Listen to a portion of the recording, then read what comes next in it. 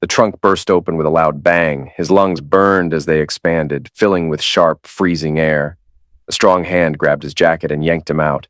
His legs buckled beneath him. He couldn't stand. The ground felt unsteady. His head spun from the blow and the adrenaline that flooded his veins like molten metal. Chris collapsed onto his knees, his palms pressing into the damp grass as he struggled to regain balance. He swallowed hard, glancing around. Dark forest, thick, swallowing everything like black ink. No road, no way to escape. The executor stood in front of him, plain-looking, forgettable. A man with a blank face, Mr. Nobody. A black Magnum barrel stared him down, aimed right between his eyes. Who? Why? The words rasped out on his breath, weak, barely there. The executor smirked. Bad luck, man. Your wife put out the hit. Chris froze. No, that's not possible. The executor raised the Magnum to his forehead. Goodbye, loser. The safety clicked off. Till death do us part. A strange way to meet, but it started with death. At a cemetery. Rain whispered through the trees, blurring the outlines of old tombstones and family crypts. The heavy sky loomed over Greenwood Cemetery, the historic burial ground in Brooklyn. The air smelled of wet stone and fallen leaves. Chris Thompson walked along a familiar path, moving slowly, as if carrying the weight of all the years without her. 12 years, 12 long years since his wife had died. He carried her favorite pink roses. He never wanted to forget how she laughed, how her hair smelled. But time was cruel. Memories faded. This was all he had left. Broken fragments he tried to piece together every time he stood at her grave. He laid down the flowers and closed his eyes. Emptiness had been his only companion for so long, but this time he wasn't alone. He saw her just as he was about to leave, a slender figure standing near a large, dark crypt. She wore a long black coat, a wide-brimmed hat that cast a shadow over her face. White lilies rested at her feet, not bright, not flashy, just quietly sorrowful. A gloved hand traced the name on the stone. Her shoulders trembled, just slightly, like she was holding back tears. Chris followed her gaze to the inscription, "To my beloved Kirk, from your devoted wife, Alice." Something about the moment held him in place, something about her. He took a step forward. "Excuse me, are you all right?" His voice was low, careful. She turned her head slowly. Her dark eyes shimmered, maybe from tears, maybe just the rain. "Thank you. It's just been a hard day." Her voice was quiet, husky. Chris nodded. He knew those days. He'd had plenty. "I understand. I come here for my wife." He trailed off, but she understood. "Alice," she said, offering her hand. "Chris." Her fingers were cold, like the gravestone she touched. The rain picked up, the streetlights outside the cemetery reflecting off the wet pavement. "There's a cafe nearby," he offered. "You should warm up." She hesitated, considering. "That would be nice," she finally said. Roots Cafe greeted them with warmth. Wooden tables, soft lights, the smell of fresh coffee and baked goods. Shelves lined with old books, faded photographs on the walls. Chris ordered 2 Americanos. They sat by the window watching the city blur behind streaks of rain. "Have you been in New York long?" he asked, stirring sugar into his cup. Alice glanced down at her coffee just for a second. "I don't live in the city. I moved after Kirk passed. Montclair, New Jersey." He liked her voice, soft, low, with that lingering trace of sorrow. It made him want to keep the conversation going. She lifted her eyes. The sadness was still there, but something else, too. A spark of curiosity. "And you?" "Ridgewood," he said. "My uncle lived in Brooklyn. He was a strange guy, bought family plots at Greenwood years ago." Alice smiled, just a little, but something in her expression was unreadable. "You ever feel like old memories weigh you down?" she said, running a fingertip around the rim of her cup. Chris nodded. "Sometimes they don't let go. You walk down a street, hear a song, and suddenly you're right back in a moment that doesn't exist anymore." Alice looked at him then. "Even scents can do that. Kirk loved sandalwood. One time I walked past a shop selling incense, and it took me right back." "Loneliness is tricky, isn't it?" she murmured. "At first it feels safe, and then it suffocates you," Chris finished. She gave him a small, sad smile, then glanced at her watch. "It's late," she said. "I'll call you a cab." "That would be kind of you," she said softly, that faint smile lingering. When the taxi pulled up, she paused before getting in. She reached into her small purse and handed him a card. "Call me. I'd like that." Chris took it. noting the simple, elegant design. Alice Hunt. She stepped into the cab. The car rolled into the rainy night, leaving him standing under the streetlight, watching her disappear. He had no idea he had just made the biggest mistake of his life. Chris didn't realize right away how often he was thinking about Alice. But every morning, as he drank his coffee on the terrace, the scent of cinnamon reminded him of her. Strange. He was 55, a widower, and now, out of nowhere, a young woman, the rain, thoughts of her. He wasn't sure what to do with it. Call her? Had she meant it seriously, or was she just being polite? He kept running through how it might sound. Hey, it's Chris. Just wanted to see how you're... No, too personal. Hi, I was just thinking... Worse. Just checking in. Too pushy. By the third day, he felt ridiculous even debating it. It was just coffee. He grabbed his phone and simply called. Alice, it's Chris. Oh, hi, she answered almost immediately. I was just thinking about you. How's your day? Rainy like all the others, and yours? He smiled. Rain is a good excuse to hide away somewhere cozy. There was a playful note in her voice. Roots Cafe, tonight?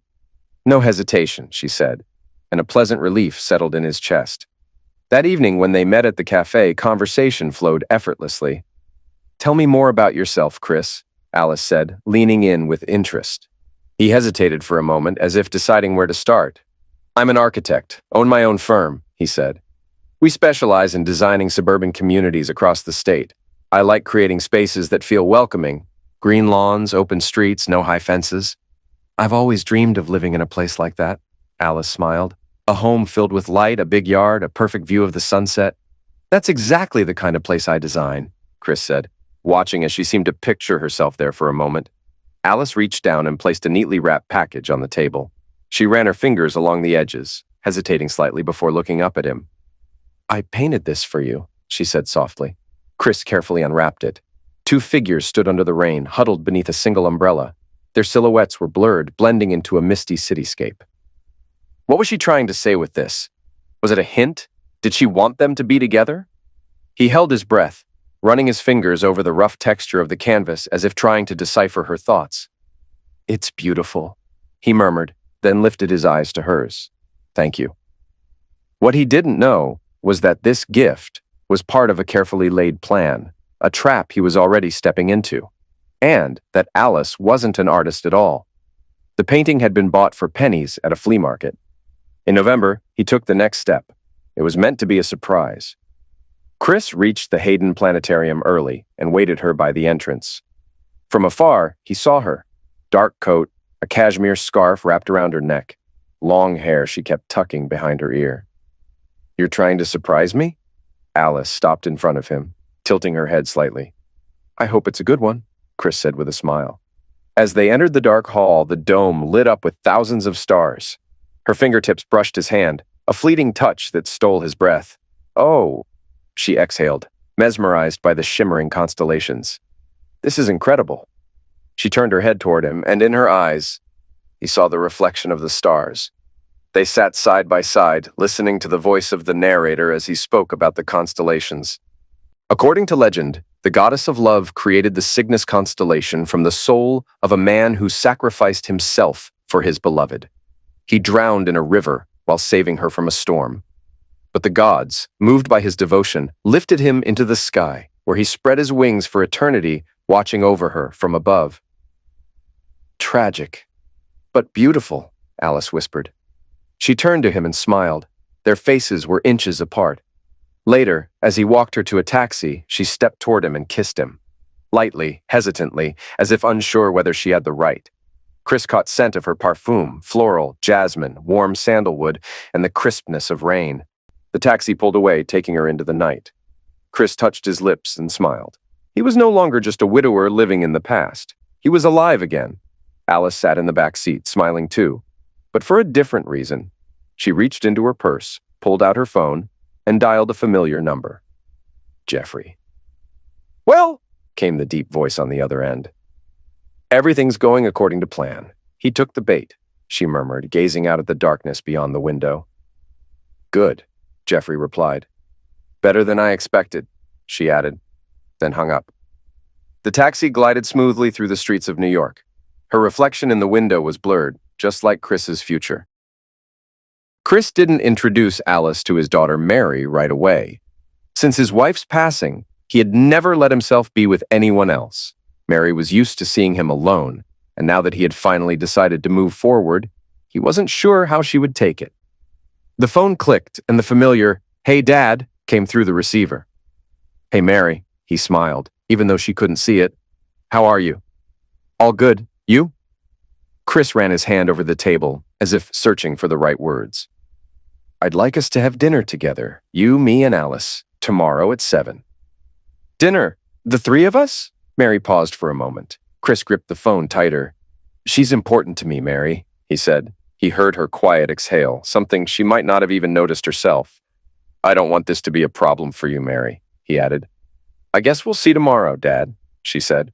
Chris lowered the phone. He knew his daughter. She would come. But that didn't mean she would accept Alice. The next evening, Mary arrived on time. Tall, slender, her hair pulled back into a sleek ponytail, minimal makeup. She looked so much like her late mother. Chris could feel the tension even before they sat down. "It's so nice to finally meet you," Alice said, reaching out her hand. Mary shook it, just enough to avoid being rude, but without warmth. "Likewise." The conversation started off politely, but there was something unspoken beneath it. Like they were all circling around something important, yet unsaid.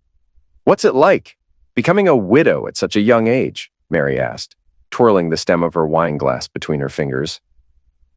"Mary!" Chris hadn't expected his daughter to be so blunt. Alice glanced at him and gave a small, knowing smile. "It's all right, Chris," she said, keeping her eyes on Mary. "It's difficult." Her fingers traced the edge of her glass for a moment, as if choosing her next words carefully. "At first, you don't even understand what's happening. The world keeps moving and you're stuck. But then, one day, you wake up and realize you either move with it or you stay behind forever." Mary was analyzing every word, every gesture, like she was looking for cracks in Alice's armor. "And how long have you known my father?" Mary asked, her gaze steady. 2 months, Alice replied evenly. 2 months, Mary repeated, turning her eyes to Chris. He met her gaze, not looking away, but his voice was slightly tense. "We spend a lot of time together." Mary took a slow sip of water. Something about this didn't sit right with her, but what? Was it the way her father was acting, as if he were 20 again? The age difference? Alice was 30, Chris was 50. 20 years between them. The tension in the air was thick, heavy. The arrival of the waiter was an unexpected relief. Chris spoke first, without hesitation, looking at Alice. "For the lady, herb-crusted salmon and a glass of Chardonnay." "You know what I like?" she murmured softly, almost gratefully. Mary didn't like seeing her father like this, so accommodating, too soft. It was a side of him she wasn't used to. She glanced down at the menu. "Niçoise salad and water. Steak and a glass of red," Chris added. The next 40 minutes of dinner stretched on endlessly.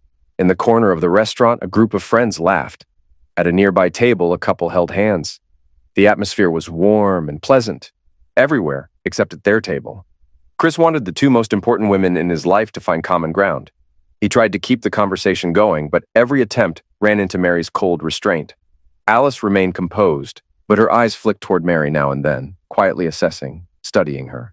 When the waiter finally brought the check, all three of them exhaled, as if relieved. They stepped out of the restaurant. The air smelled of autumn leaves and fireplace smoke from a nearby home. Alice pulled up the collar of her coat and glanced at the taxi waiting by the curb. "Lovely evening," she said, touching Chris's shoulder lightly before turning to Mary. "It was nice meeting you." Her smile was flawlessly practiced. "Likewise," Mary said flatly, not blinking, not looking away. As Alice's taxi disappeared around the corner, Chris slowly turned to his daughter, swallowing the dryness in his throat. "Well, what do you think?" Mary hesitated for a second. "She's interesting," she said carefully. "Interesting?" He raised an eyebrow. "I'm just not used to seeing you like this." "Happy," Mary sighed, lowering her gaze. "Let's call it that." Before getting into her own taxi, she looked at him one last time. "Be careful, Dad. I don't trust her." It hurt to hear that. He was happy for the first time in years. "She's just worried about me," he told himself. As her taxi pulled away, Mary didn't look away from him right away.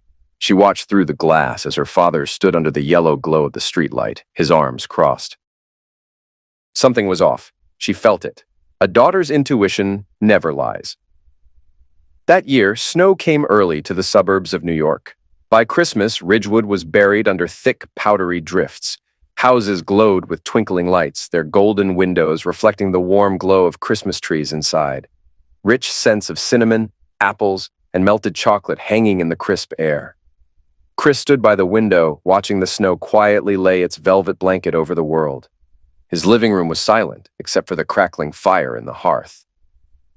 Alice sat curled up on the couch, wrapped in a deep burgundy woolen blanket. She slowly twirled her wine glass in her hands, watching the way the firelight danced through the crimson liquid. "It's strange, isn't it?" She finally broke the silence, her gaze drifting toward Chris. "Another year gone, and it passed so fast." Chris turned to her, walked over, and sat down beside her. "That's why there's no point in waiting," he said softly, taking her hand in his. He took a breath, steadying himself. "Marry me." The fire flared up, the flames crackling louder as if fate itself wanted to underline his words. "Chris," Alice whispered, as if trying to catch hold of reality. "I mean it." His fingers gently tightened around hers. "We know how cruel time can be. We know nothing lasts forever. So if we both want this, why wait?" She sighed, lowering her eyes. "This is unexpected." There was no hesitation in her voice, only the faintest trace of fear of how everything would change after this moment. "Yes," she murmured, quiet but certain. Chris cupped her face in his hands. Then he kissed her, slow and deep. Outside, the neighbors' Christmas lights flickered to life, as if celebrating with them. Chris didn't want to wait. He suggested a wedding in just 6 weeks, on Valentine's Day. They sent out invitations quickly, simple cards, no extravagance, just the date, location, and a short message, "Join us for this special day." Chris knew Mary would get hers first, and he knew she would call. She didn't make him wait. "Hey, Dad, I got the invitation." "Good. I'm glad." A pause. He could tell she was weighing her words. "I just wanted to say, I'm happy for you." "Thank you." Another pause. Then finally, she sighed. "But Dad, this is so fast. You've only known her a few months." He understood her surprise. He even understood her skepticism. "I know what I'm doing, Mary. I don't want to wait." "Because it's right." "Right for who?" "For both of us." Mary was silent for a long time. "I'll be there." But Chris knew she was coming out of obligation, not belief. On Valentine's Day, Mary stood on the steps of St. Patrick's Cathedral, watching the guests make their way inside. Dad would never have picked this date on his own. It was tacky. This was definitely Alice's idea. Inside, the silence of the cathedral was deeper than words. Chris stood at the altar, not nervous, not hesitant, but composed and sure. This was his choice. No one had forced him into it. A soft murmur rippled through the guests. The pews creaked as people stood. Alice appeared in the aisle, and for a moment Chris forgot how to breathe. The stained glass windows cast soft beams of color over her shoulders, making it seem as though she wasn't walking, but floating. God, she looked flawless.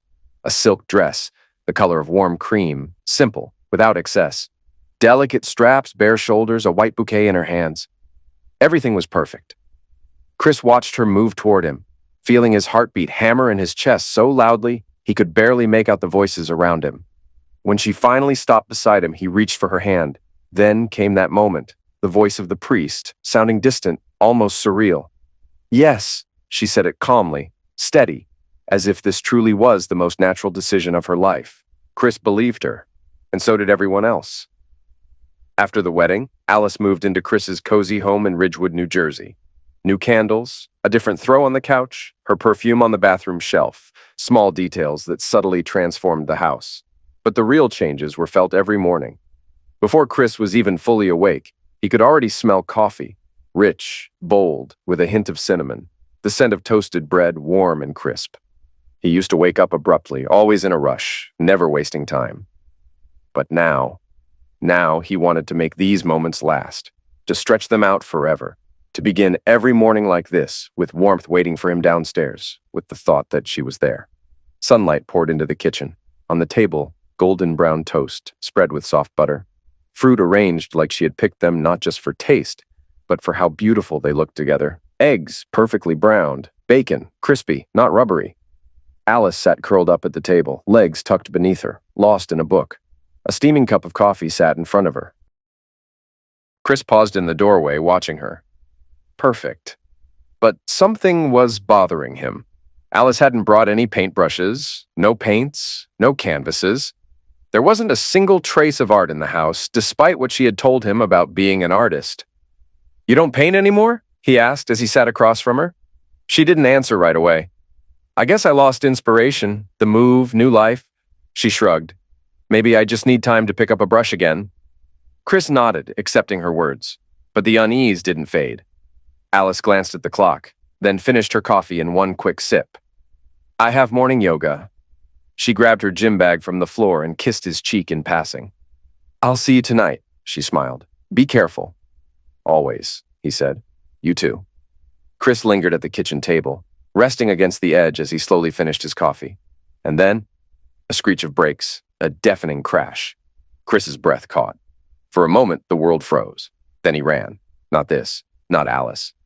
Just a few houses away, at the intersection, her Audi had crashed into a pole. Smoke curled from under the hood. A neighbor had already rushed outside, shouting into his phone for help. Chris heard nothing but the pounding in his chest. He sprinted toward the car. He had never run this slowly in his life. Alice sat in the driver's seat, her head tilted back, blood darkening at her temple. "Alice," she groaned, slowly opening her eyes. "Chris, someone cut me off." He could barely breathe. It's okay, help is coming." He reached for her face, feeling the sticky warmth of her blood on his fingers. His hands shook. His voice shook. He was terrified of losing her, but she was alive. A few minutes later, sirens wailed in the distance. The ambulance pulled up sharply. 2 paramedics rushed to the wrecked car. One of them gently touched Chris's shoulder. "Are you hurt?" "It's my wife." Chris's voice wavered. "She was in the car. Please help her." The paramedics quickly brought out a stretcher. One of them checked Alice's response, shining a small flashlight into her eyes. "Concussion, but she's conscious. We'll take her to the hospital." "I'm coming with you." They didn't argue. Chris held her hand the entire ride. Her fingers were cold, but she squeezed his back. The sharp scent of antiseptics, the hushed voices of doctors behind glass partitions, the soft, sterile white light, too bright against his tired eyes. Chris sat in the waiting area, staring at the hospital room door. His pulse pounded in his temples, his chest tight with something he couldn't name. He had been here before. 12 years ago. The same hallways, the same sterile air, the same smell. Back then, he had held his first wife's hand and let her go. The memory hit him like a fist to the ribs, her cold fingers, the flatline beep, the way he had prayed for a miracle only to be forced to accept there wouldn't be one. "Be careful," Alice had said that morning. People say women have better intuition. She was the one who should have been careful. Some reckless bastard had cut her off, and in a single moment he had almost lost her. The door opened. A doctor, an older man with tired eyes, pulled off his gloves. "She's going to be fine. Just a mild concussion and a small cut. She's lucky. We'll be discharging her today." Chris exhaled like he'd been holding his breath for hours. When he walked into the hospital room, Alice gave him a weak smile. "You scared the hell out of me," he managed to say. "I thought I was going to lose you." He sat down beside her, took her hand. "If I lost you," his voice faltered. He swallowed hard, trying to steady himself, but his eyes already burned. "I'm okay, Chris." She ran her fingers lightly over his palm. "I won't let you go." He kissed her hand gently. A faint smile tugged at her lips. A few hours later, he drove her home in his Lexus RX. He stepped out first, circling around the car to open the door for her. He had always treated her like something fragile, delicate, something to be cherished and protected. But now he would do anything for her. Whatever she wanted, as long as she was safe. Anything. Later that evening, Alice sat on the terrace wrapped in a thick blanket, gazing up at the deep, dark sky. Somewhere inside the house, soft footsteps rustled, then the door creaked open. "I made you tea." Chris set a tray down on the small table, 2 cups of chamomile tea. He sat beside her, picking up his own, feeling the warmth against his fingers, but not drinking. He kept pushing away the thought of how much worse this day could have been. Alice turned to him, her expression darker, as if she was hesitating over something. "I was scared, Chris." "So was I." "No, You don't understand. I was scared for you. He frowned slightly. What do you mean? What if I had died? Chris went still. A shiver ran through him at her words. Don't say that, he murmured. She looked away for a moment, then said, I want to get life insurance. Chris blinked, surprised, but nodded. I thought you already had one. Alice leaned forward slightly, turning the cup in her hands. What do you think is a good coverage amount? My policy is for $500,000. She nodded, took a sip of tea. And the beneficiary? Mary, of course. Who else? Alice said nothing, just nodded again. But Chris noticed the slight tension in her fingers. She took another sip, then glanced toward the garden, as if lost in thought. Then, tilting her head slightly, she said, If I list you as the beneficiary on mine, wouldn't it make sense for yours to be under my name too? We're married now. She wasn't pushing. She wasn't pressuring. She said it like it was the most natural thing in the world. Chris thought for a moment. It wasn't unusual. It made sense. They were husband and wife. He had always been taught that a man was supposed to take care of his wife. If something happened to him, she'd be left alone. Should he talk to Mary about it? Did he even need to? He picked up his tea, the heat of the porcelain warming his hands. You're right, I'll change it to you. Alice smiled. Chris took a sip, not noticing the flicker in her gaze. Satisfaction. 2 days had passed.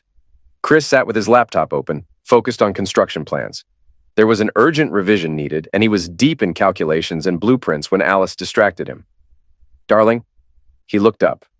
She stood there, made up, elegant, put together as always, her blonde hair perfectly styled. The fitted dress hugged her frame just right, as if nothing had happened, as if just days ago she hadn't been lying in a hospital bed. I need to go into the city. Are you sure? You should be resting. My friend, she exhaled. Her boyfriend left her. She's devastated. She needs someone to be there for her. Chris studied her, warmth flickering in his eyes. You're like Mother Teresa, always helping, never thinking about yourself. She gave him a soft, tired smile and sighed. That's just who I am. Chris took her hand, tracing his fingers over her palm. Go, but be careful. Alice smiled, leaned down, and pressed a light kiss to his forehead. Always. She gave him one last lingering glance, then disappeared through the door. Chris watched her leave, and then suddenly felt it. Not fear, not anxiety, but the sense that something was coming, like on a heavy summer afternoon, when the storm hasn't yet arrived, but you can already hear the low rumbles of thunder beyond the horizon. It was just the aftermath of the accident. Just stress. Everything was fine, right? Yes. He forced himself to believe it. Alice sat in the cab watching New York's evening traffic. As it neared the old Brooklyn cemetery, she leaned forward. Here's fine. Paying quickly, she stepped out, scanning the dark street. Her heels clicked softly on the damp path to the chapel. Jeffrey was already waiting. He stood near the chapel, smoking. Smoke curled into the night air, mixing with the cold breeze. He smiled, squinting like a predator assessing its prey. Hello, gorgeous. Alice didn't smile back. Jeffrey flicked his cigarette to the ground and crushed it under his boot. It went almost perfectly. Alice snapped her head toward him, irritation flashing in her eyes. She shoved him in the chest. Almost? I got a concussion, you idiot. You really cut me off. But it looked believable. She rolled her eyes and pulled a cigarette from his pocket. Did he change the policy? Jeffrey lit it for her. Alice inhaled slowly, then exhaled, the smoke curling between them. He was so terrified, he'll do whatever I ask. Jeffrey leaned in closer, his voice a whisper. It's time to move on to the main event. She let the smoke slip past her lips, her mouth curving into a slight smile. You mean the grand finale? It's time to get rid of him. He stepped even closer, voice dropping to something dark, something dangerous. I'll find the guy. You give the signal. Are you ready to wear black again? Alice tilted her head, running her fingers lightly along her throat. Black makes me look slimmer. Jeffrey smirked. He grabbed her waist, pulling her in hard. Don't tease me. She smiled, her fingers trailing up his neck. No one saw them. No one heard. At least, that's what they thought. In the far corner of the cemetery, a shadow flickered. But to the casual eye, it was nothing more than the wind stirring the dark bushes between the abandoned crypts. Mary sat by the window in a quiet diner on New York's outskirts. Her stomach twisted with anxiety. She was going behind her father's back. It felt like betrayal. When he called this morning, she told him she was too busy to meet for coffee. She had lied to him. But she had no choice. She knew her father was in danger. No proof, just a feeling, like a sharp pebble in a shoe, small, almost unnoticeable, but with every step, the pain worsened. Mary tried to dismiss it as paranoia. Since her mother's death, she had always been on guard, feeling responsible for her father. But this time, her intuition wasn't whispering. It was screaming, and that's why she was here. The door to the diner swung open. A man in a gray blazer walked in. No long coat, no dark glasses. Just the kind of unremarkable man who was easy to forget. The detective. He sat across from her in silence, pulled out his phone and swiped the screen. "Listen." An audio file lit up on the screen. He pressed play. Mary leaned in. A man's voice and Alice's. "It's time to move to the main event." "You mean the final act?" "Exactly. Time to get rid of him." "I'll find the guy. You give the signal. Ready to wear black again?" "Black makes me look slimmer." The recording cut off. Mary fell back against the chair, her heart pounding. "That was from the cemetery," the detective said quietly. "Last night." She looked up at him.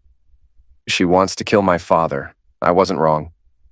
The detective opened another file and turned the screen toward her. A photograph. Alice and a man. They were sitting together in a bar, leaning close, laughing. The next photo, his hand on hers. The last one, they were kissing. Mary inhaled sharply. "I've seen him before," she whispered, her eyes fixed on the images. "He was at their wedding. Alice said he was an old friend." "Interesting." The detective swiped to another file. Jeffrey Morris, 42 years old, convicted of real estate fraud. But here's the real kicker. Mary held her breath. "You thought she was just a widow who lost her husband 5 years ago? No, it's much more interesting." He pulled a flash drive from his pocket and set it on the table. Alice Gray appeared 12 years ago. Before that, she didn't exist. No records, no birth certificate, no old addresses, nothing. Mary stared at him. "How is that possible?" The detective flipped another page in his file. "Her real name is Sandra Hale." Mary clenched her fists. Sandra Hale, Neodesha, Kansas, a forgotten town where people are born, drink themselves to death and die. It used to be an oil boom town. Now, broken roads, cheap whiskey, and unemployment. Her father was a drunk. Her mother worked 2 jobs for pennies. At 18, she married Daniel Collins. He was 10 years older, a mechanic, just a regular working man. "And where is he now?" Mary's voice was tight.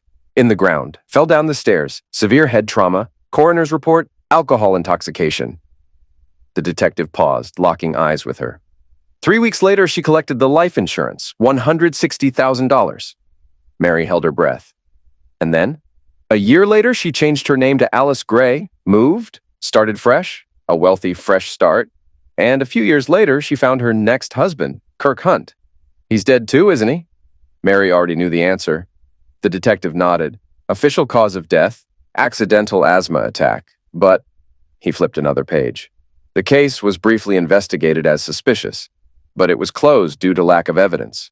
Mary sat in silence, her heartbeat loud in her ears. One word echoed in her mind. "Murderer." The detective leaned in. "Your father is in danger." Mary slowly looked up at him. "I know." She wanted to leap from her seat, race to her father, shake him, and scream, "She's going to kill you! Run!" But would he listen? She knew her father well. He was a man who trusted his own judgment, who didn't let others tell him what to do. He was smart, strong, careful. Or at least he used to be. Before Alice, with her, he was blind, simply because he trusted her. What was she supposed to say? That she'd gone behind his back? Hired a detective? That he was living with a predator who was feeding him lies and waiting for the perfect moment to kill him? He wouldn't believe it. She needed to make sure he had no choice but to believe it. Mary turned to the detective. "I need more proof." Her voice was low but firm. He nodded without hesitation. She would have to save her father, even if it meant saving him from himself. The next day, Mary called her father and invited him to the theater. She knew he would agree. Lately, they had barely spent time together. At 6:30 p.m., she picked him up in her car. "Where are we going?" Chris asked as they turned off the main road. "To pick up the tickets," she replied. Her grip on the steering wheel tightened, her fingers digging into the leather. She was going to ruin her father's world. When they pulled into the motel parking lot, her heart pounded. The detective had said Alice would be here. The motel door opened. And there they were. Alice and Jeffrey. They stepped onto the porch, laughing. He had his arm around her waist, and she rested her hand on his chest, then tilted her head and brushed a light kiss along his neck. Mary didn't look at them. She looked at her father. Chris sat frozen. His hands rested on his knees, his fingers slowly curling into fists. He didn't move. He just watched. How had this happened to him? He wasn't a fool. He wasn't naive. He knew that younger women often cheated on older men. But his Alice wasn't like that. His mind felt numb, his body detached. The world shrank to the two figures in front of the motel, embracing, kissing, surrounded by the dim glow of a flickering neon sign, in a cheap, stinking motel. "Dad, take me home." And she did. The entire drive back, Chris sat in silence, staring out the window. Mary didn't speak either. She could feel his pain. "Dad, there's more." He closed his eyes. Could there possibly be anything worse? "They want to kill you. I'm so sorry." She didn't know what else to say. When they arrived at his house, he unfastened his seatbelt and stepped out. Not a word. He walked into the living room and sank into the armchair, never turning on the lights. His mind reeled through every memory, every moment since that rainy autumn when he first saw her at the cemetery. Her sorrowful gaze, her delicate fragility, her story, lies, all of it. When had she started lying? That man had been at their wedding. Had she been sleeping with him even then? From the very start. The key turned in the lock. The door opened and she stepped inside, light-footed as always.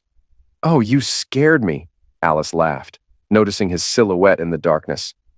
"Why are you sitting here with the lights off?" Chris didn't move. "Is something wrong?" Her voice grew more careful. She walked closer, reaching out to touch his shoulder. "Are you feeling okay?" He didn't answer immediately. A little more, just a little more. And he would have said it, a little more, and he would have snapped, broken everything around him. But not now, not tonight. He took a slow breath, clenched his jaw, released his fists. "Just tired," he finally said. "Want to go to bed early?" "Yes." He said nothing more, just turned and walked upstairs. He needed time to figure out how to make her hurt the way she had hurt him. He could go to the police, he could leave. But that wouldn't be enough. She couldn't just lose, she had to feel it. She had to know what it was like to be afraid, to be powerless, to be humiliated. The air in the bar was thick with cigarette smoke and the stench of cheap whiskey.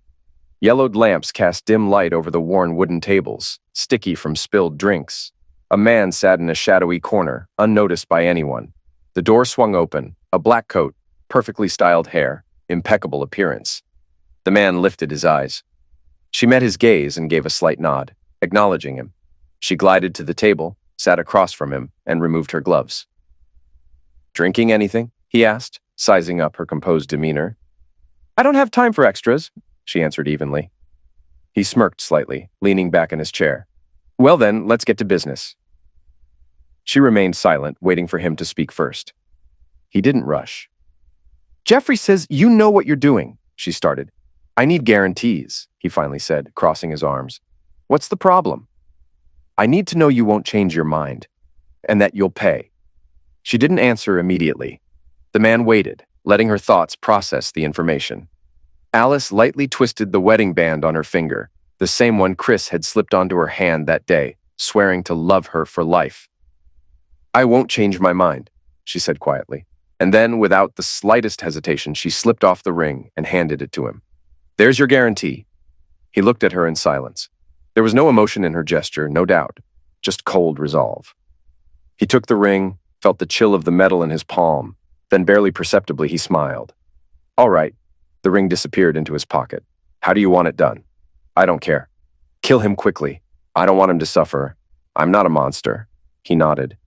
"If everything goes as planned, you'll get your cut." "And if something goes wrong?" Alice leaned in slightly, her lips barely moving. "Then make sure it doesn't, tonight. I don't want to explain why my ring is missing." She turned and walked away without looking back, her first and only mistake. The parking lot was nearly deserted. A thick night fog clung to the ground, swallowing the dim glow of a lone flickering street lamp. The air was damp, carrying the faint, distant hum of the highway, muted, unreal. Chris locked his car and glanced around. No one. He took a few steps toward the lot's exit. And then, something hard and unyielding slammed into the back of his skull, a burst of white-hot pain, then nothing. Consciousness returned in a violent jolt, like being plunged into ice water. Chris sucked in a sharp breath, lungs burning as the thick, suffocating air hit them. Rubber, metal, gasoline, cramped, pitch black. His legs wouldn't move. The trunk. They had stuffed him into a car's trunk. Adrenaline tore through his body, but his wrists were bound. He jerked against them. Duct tape bit into his skin. His heart pounded in his chest, his pulse hammering in his temples. Mary was right. This was happening. They were going to kill him. He should have listened to her. The car swayed as it sped down the road. The low, steady growl of the engine drowned out every other sound. Chris flexed his fingers, testing their range, pushing against the trunk's lining. His movements felt useless, his body sluggish from the hit to his head. He bit down on his lips so hard he tasted blood. The air was growing heavier. The engine roared as the car sped toward an unknown destination. Is this how it ends? His own heartbeat pounded louder than the road beneath them. Don't scream, don't panic. He twisted his wrists, grinding the tape against the rough surface of the trunk's interior. Slowly, painfully, it started to loosen. Breathe. Survive. Get revenge. Suddenly, the car screeched to a stop. Chris was thrown forward, his head slamming into the cold metal. Then, heavy footsteps. The trunk burst open with a metallic clang, and icy night air slapped him in the face. A strong hand gripped his jacket, yanking him out. His legs buckled. He couldn't stand. The ground beneath him felt unsteady. His head spun from the adrenaline, the blow, and the violent shaking. He swallowed hard, forcing himself to focus. Dark forest. Thick. Black as ink. No road, no escape. The hitman stood before him. Ordinary. Forgettable. A face designed to blend in. Mr. Nobody. He didn't rush. The cold barrel of a gun pointed straight at Chris, right between the eyes. Why? The words rasped out of his throat. He barely had the strength to speak. The hitman smirked. Tough luck, man. Your wife put the hit on you. Chris froze. No, that's not possible. The hitman slowly shook his head. Pay it up front. He reached into his pocket and pulled something small. Metal. Shiny. A wedding ring. The same ring Chris had spent 2 hours picking for Alice at Van Cleef and Arpels. The same ring he had slid onto her finger on their wedding day. The same ring she had handed over as down payment for his death. His legs nearly gave out. Icy needles of fear stabbed through his chest. Goodbye, loser. The safety clicked off. But the hitman hadn't noticed one thing. Chris had already cut through the tape in the trunk. He had carried a small knife ever since Mary had told him the truth about Alice. He wasn't an idiot. Oh no, he had waited for this moment. He was ready. The instant before the shot, Chris lunged forward, locking onto the hitman's wrist. A sharp blow. The gun flew from the man's grip. Another hit. The killer collapsed to his knees. Chris grabbed the pistol, his breath ragged. His hands trembled, but his eyes were cold, cold as the metal in his grip. The hitman looked up, wiping blood from his split lip. Chris aimed the gun straight at him. He stepped closer, pressing the barrel against the man's forehead.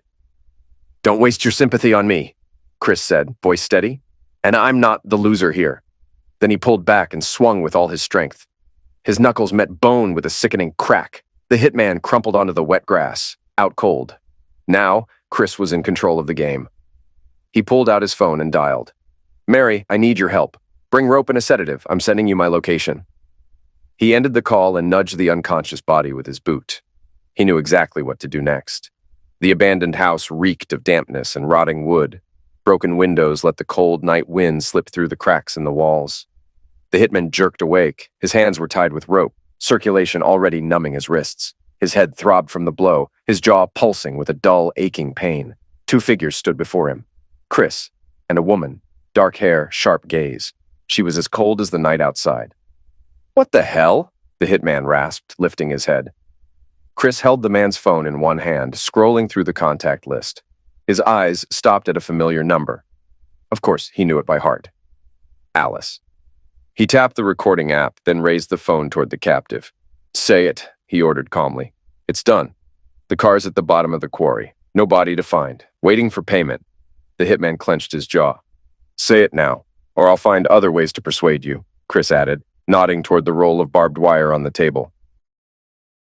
The hitman swallowed, tasting the copper of blood on his tongue, then exhaled. It's done. His voice was hoarse but firm. The car's at the bottom of the quarry, no body to find, waiting for payment. Chris nodded with satisfaction and sent the recording. The phone screen lit up. Message read. A pause, then a reply. Return the ring. Mary swore under her breath. Chris raised an eyebrow, amused. He quickly typed a response and hit send. Try setting conditions and I'll call the cops. The silence stretched. The hitman smirked, despite the pain splitting his lip. She won't believe it, he muttered. The pause dragged longer. Then, a soft ping. Chris checked the screen. The money had been transferred. With a quiet satisfaction, he turned off the phone and slid it into his pocket. You gonna leave me here? The hitman croaked. Chris leaned down, his eyes glinting in the dim light. I'll be here, he murmured, until it's time for the grand finale. Mary watched her father. It was too much. She was relieved he was alive, but she still didn't understand what he was planning. Dad? There was a question in her voice she didn't dare say aloud. Chris nodded toward the door. They stepped outside. As they walked to the car, she finally spoke. You think this is enough to turn her in? Chris gave a short, humorless smile. I don't just want her in jail, he said. I want to destroy her. He turned to Mary, his expression calm. And for that, we need to wait. Mary studied him, silent. We'll let Alice feel like a widow again, Chris continued. His voice was eerily emotionless. Let her put on that black dress she loves so much. Mary shook her head. But go home, Mary. Get some rest. I'll see you tomorrow. She started the car. Headlights cut through the night, illuminating the overgrown path ahead. Then she drove away. The large bedroom mirrors reflected Alice from every angle. She stood before them, draped in a loose green sweater, pale, her hair carelessly pulled into a ponytail. In the dim light, her face looked almost fragile, drained. She examined the details. First, the eyes, slightly widened, as if in shock, with a glassy sheen of unshed tears. Second, the lips, trembling just enough, like someone on the verge of breaking down, but still holding on. Third, the breathing, uneven, like a person who couldn't catch their breath from grief. She tilted her head, adjusting the angle. No, she whispered, letting her voice crack at the very last syllable. She lifted her gaze again, took another breath. No, this can't be happening. She clenched her fingers against her chest, as if her heart was moments from shattering. Better. Every time, after each dead husband, it got better. Did she consider herself cynical, ruthless, heartless? No. She would do anything, anything to never be poor again. To never live in a cramped trailer that stank of yesterday's beer and cheap cigarettes. To never hear her mother say, girls like us will always count every last dollar. She had grown up in that filth, but she had escaped, and she would never go back. Then, a knock, firm, measured. Ma'am, police, please open the door. Alice froze. Here it is. Slowly she squared her shoulders, inhaled deeply, and walked toward the door. Her fingers trembled ever so slightly as she turned the lock. Two officers, serious faces. One of them spoke. Mrs. Thompson, I'm very sorry. She didn't answer immediately. She waited. We found your husband's car in the quarry. It appears to have been an accident. We're still searching for the body. A sharp inhale, eyes widening just a fraction. No. Silence. Another breath. The voice unsteady now. No, this can't be. She shook her head, breath hitching, chest rising and falling in uneven gasps. We're very sorry. The officers exchanged looks of sympathy. They were waiting for the tears. He couldn't have... Her voice cracked, her body swayed. I know this is hard. Then she let go. Sobs broke free as she collapsed against the doorframe. No, she gasped, barely staying upright. They believed her. They always did. By afternoon, Mary arrived, of course. They shared the same grief. Then came the neighbors. News had traveled fast. Mary hated playing along. The shock, the sadness, the grief, the lies, but the worst part, the absolute worst part, was watching Alice. The way she tilted her head in quiet sorrow, as if holding back sobs. The way she masterfully played the role of a grieving widow. Disgusting. Mary wanted to punch that lying face every single time she looked at her. I think we should hold a funeral, Alice suggested to Mary a few days later. Mary forced herself to keep her expression neutral. A funeral? She echoed, feigning surprise. We need to honor his memory, Alice said carefully, as if choosing her words. Don't you think it's too soon? Mary asked, her tone cold. Alice hesitated for a fraction of a second before sighing. It's been a week. Everyone understands. That Chris is gone. Her voice didn't even waver. Mary pressed her elbow into the armrest of the chair, hiding the way her hands shook with rage. "All right," she said at last. "Let's have a funeral." She knew this performance wasn't over yet. The spacious hall was bathed in soft candlelight and hushed murmurs. Men in dark suits, women in muted dresses. Some brought flowers, others baked goods. A large photograph of Chris, smiling, full of life, greeted them at the entrance. At the center of the room stood the casket. "But they never found the body," someone whispered. "A closed casket." "It's a way to honor him. He was a good man." Alice looked stunning, a grieving widow, elegant even in sorrow. She greeted guests at the door, touching their hands, thanking them for their kind words. Somewhere in the crowd, Jeffrey lingered, keeping to the background, avoiding attention. Everything was going according to plan. Tomorrow, she would file the claim for Chris's life insurance. Alice stepped forward, standing beside the casket. "The ones we love never truly leave us. They are simply beyond sight, forever in our hearts." Her voice trembled just enough to stir sympathy. "Before I met Chris, I thought I would never be able to love again. But he brought me back to life." Someone in the audience dabbed at their eyes. "We must keep his memory alive. His daughter, Mary, has prepared something special for this solemn day." Alice returned to her seat in the front row. Mary rose slowly and approached the podium. "I want to share a video with you," she said. She pressed a button on the remote. The screen lit up.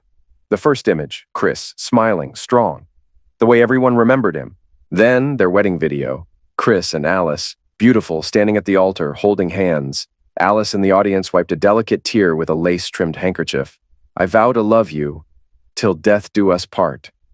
Alice's voice from the screen rang out, soft, full of devotion. The hall grew silent.